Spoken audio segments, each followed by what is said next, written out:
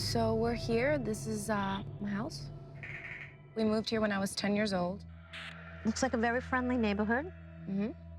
But I'm sure what you experienced wasn't very friendly. Mm-mm. Why don't we go check it out?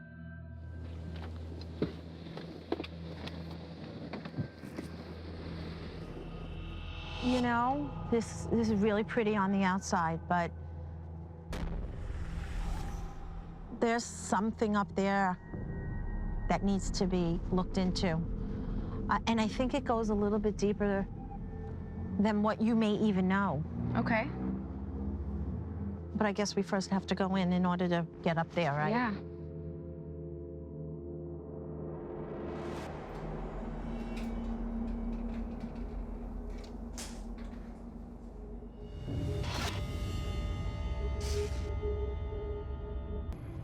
So I haven't been upstairs in years.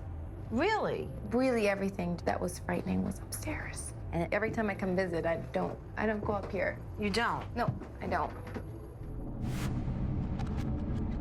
Where do you sleep when you come? I don't really sleep here, but if I do, it's downstairs. Just making the sign of the cross. Was your bed against this wall growing up? Yes. That's exactly how I saw it. It was here. Mm-hmm.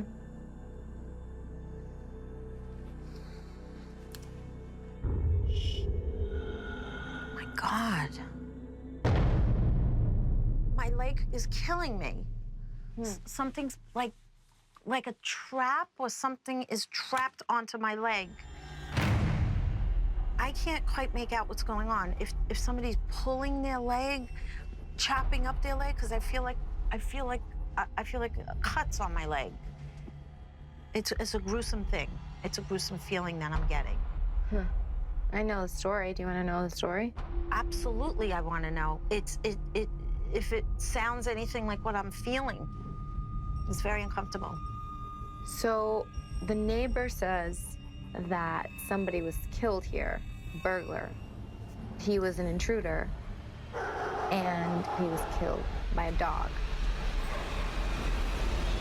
This man was trapped here for a long time, and he liked what he saw with you.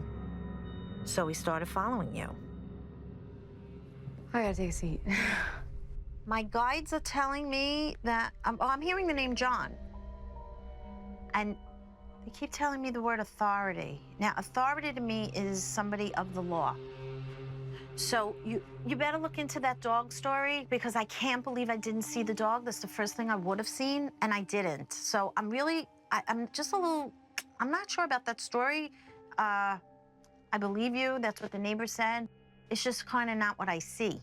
But my guides were telling me a little bit of a different story. There is some energy out that other window.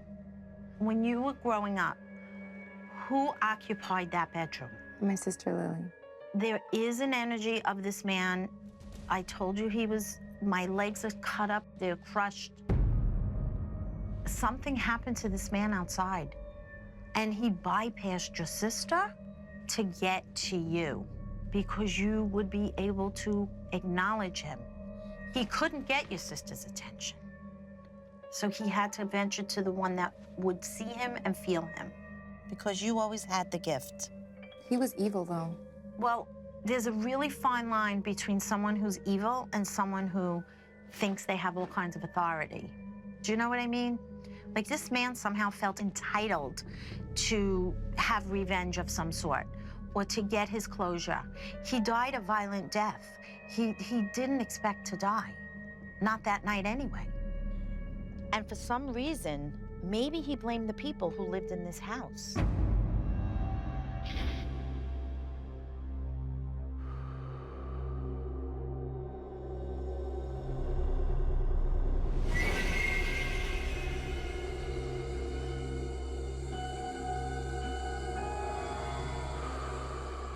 As painful as it is, could you tell me what did happen to you?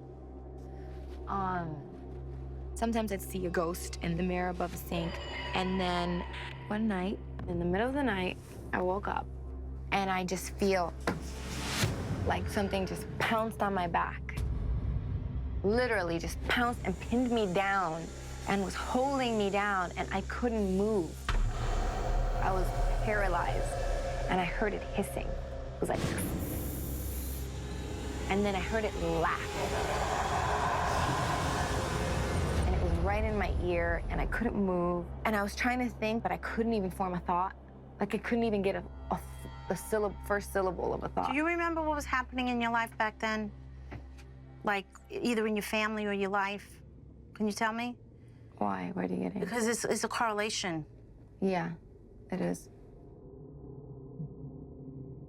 I was being sexually abused at the time. Mm-hmm. Okay. I'm so sorry. That's a big admission for you, isn't it? Is that the first time you've ever admitted that in public? Mm-hmm. That's big. You're taking such big steps today. I'm very proud of you. These are big strides. And I have to tell you, the reason my guides didn't show me your abuse, do you know why? It was because you needed to come clean with it. You needed to tell me. I wasn't supposed to tell you. Now, I'm not a therapist, I'm not a psychiatrist, and I'm not a psychologist. I've seen this many times before, where victims of abuse gain a heightened sense of awareness of people around them, and that includes the world of the dead. And you already had your abilities to begin with, so this just probably made it worse for you. Because when that happened to you, you went out of your body, you escaped, literally escaped. And that gave this malevolent ghost an opportunity to come in and take control over you. Any kind of evil energy loves to find a new home. And in those moments of escaping, when you needed to, it found its new home with you.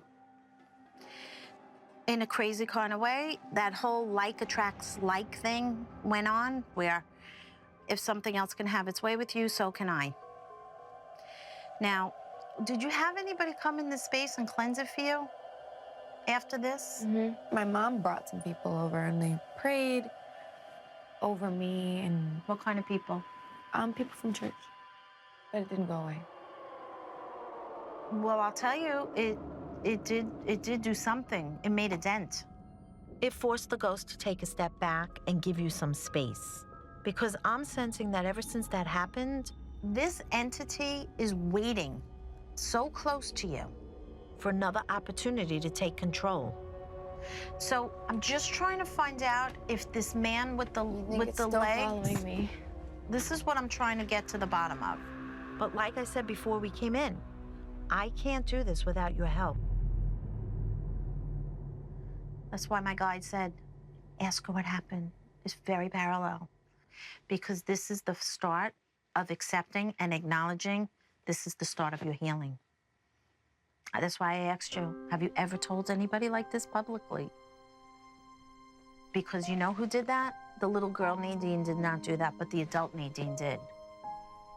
Because the little child couldn't tell that story, but the adult knows better.